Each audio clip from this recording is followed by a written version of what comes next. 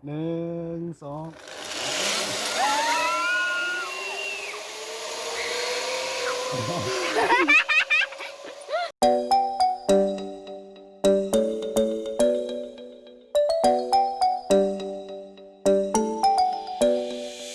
่านผู้ชมตอนนี้เราก็เข้ามาที่ตานห้อยขวาแล้วเนาะก็จะไปเบิ่งกันเลยนะว่าจะลิ่นอย่างเดแล้วก็ด้านในมันจะเป็นจังไหน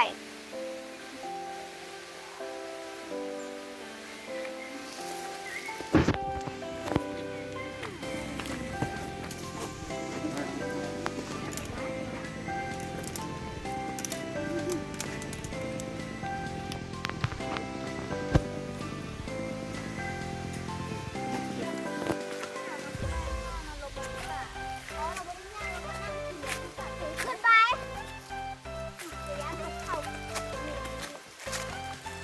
เป็นยอดเลยว้าย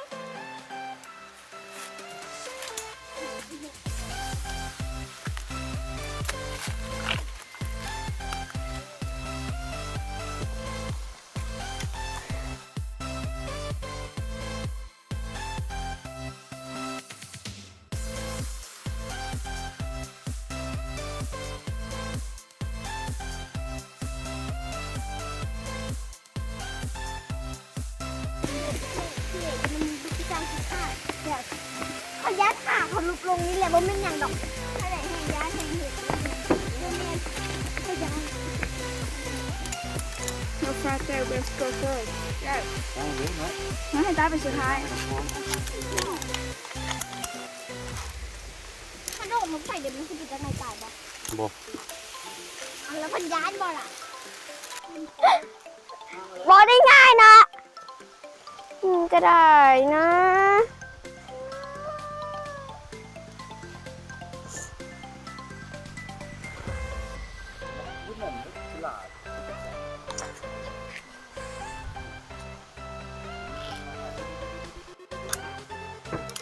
พร้อมบ่แขน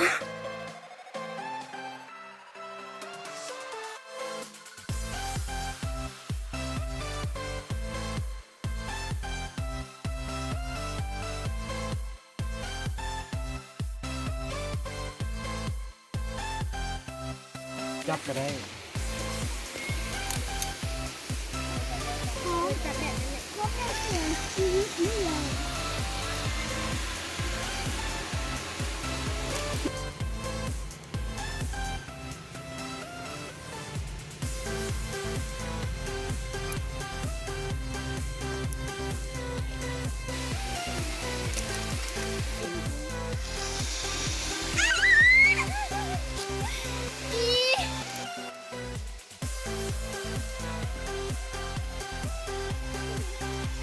โอ้ฮิล่าเบิ่งจะถึงบ่เก่งเด้ฮิล่าเนี่ยสุดยอด เห็นแล้วเห็นแล้วเสีย ฮะ เห็นแล้วเห็นแล้วเสีย 1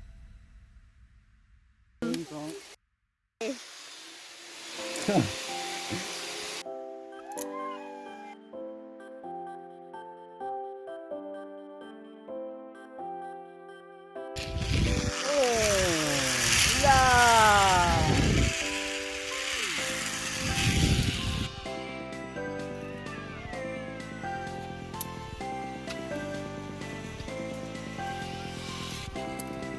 ปิ่นเก่งแท้1 2 3รู้สึกกับบอลนี้มันข้างเดียวก็อะไรนะ Yes, no, okay. Oh, so nice. แล้วม้วนแล้ว ว้าวขึ้นหน้าบุ้งม่วนเหรอ ม้วนม้วน เอาอยู่บนท่าอยู่บน เห็นที่ไปหู้น่ะ โอ้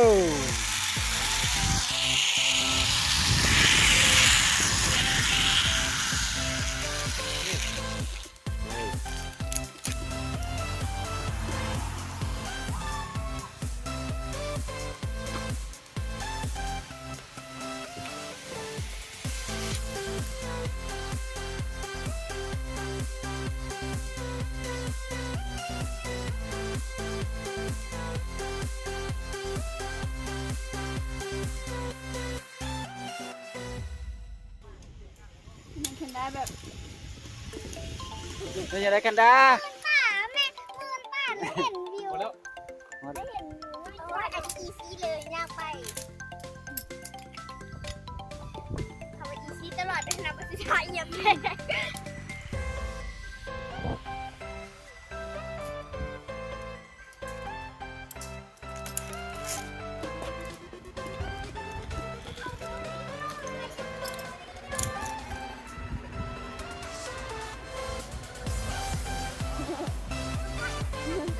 ลยหมดเลย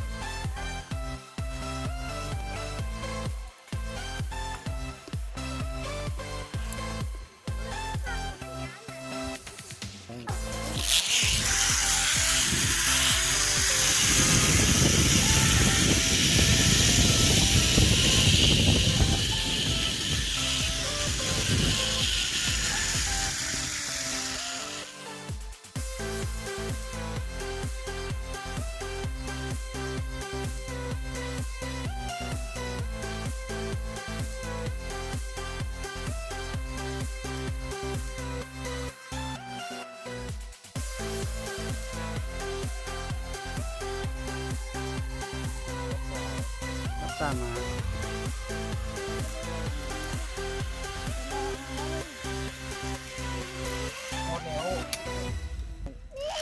เอ้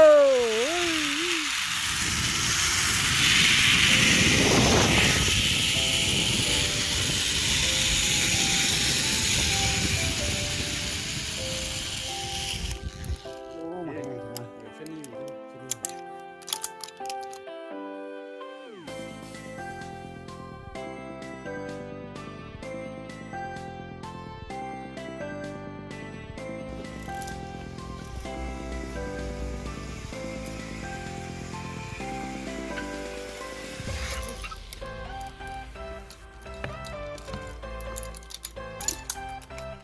ม่วนบ่เพียนน่ะ จะบุกได้เด็ ก่อนที่จะเดิน ง่ายสุด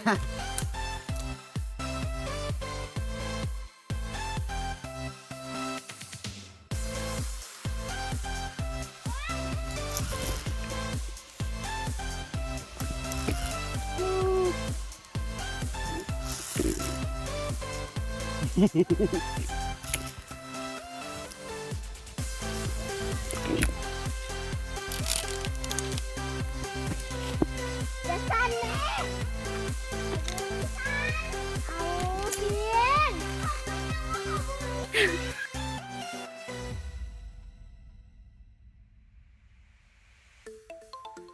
คู่กันเลยแล้วก็ให้กันพวกคนนี้ต้องคู่กันไปเลย อืม ลาไปอ่ะคนบอกคนนี้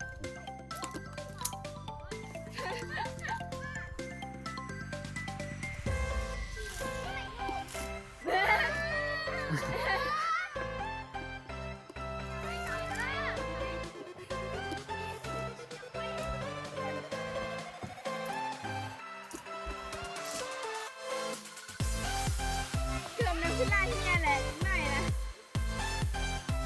ไม่ไหม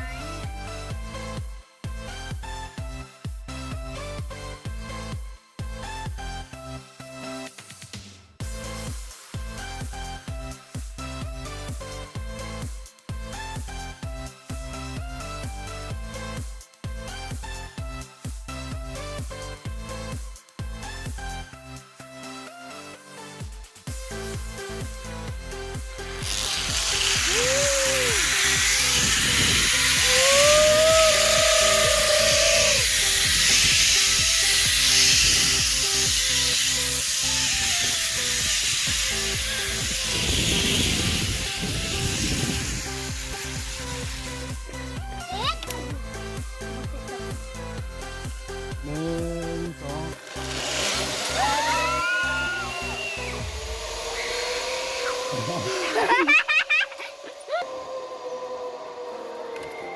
พร้อมเสี่ยงชีวิตตายแล้วบ้าง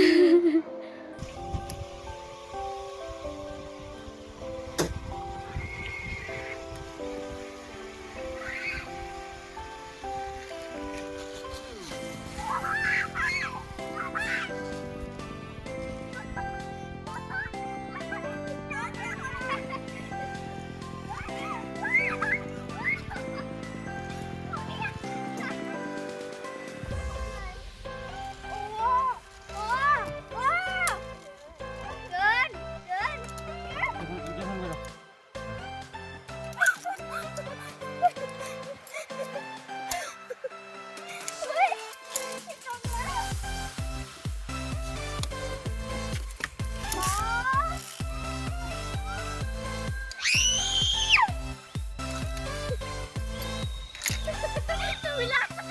เวลา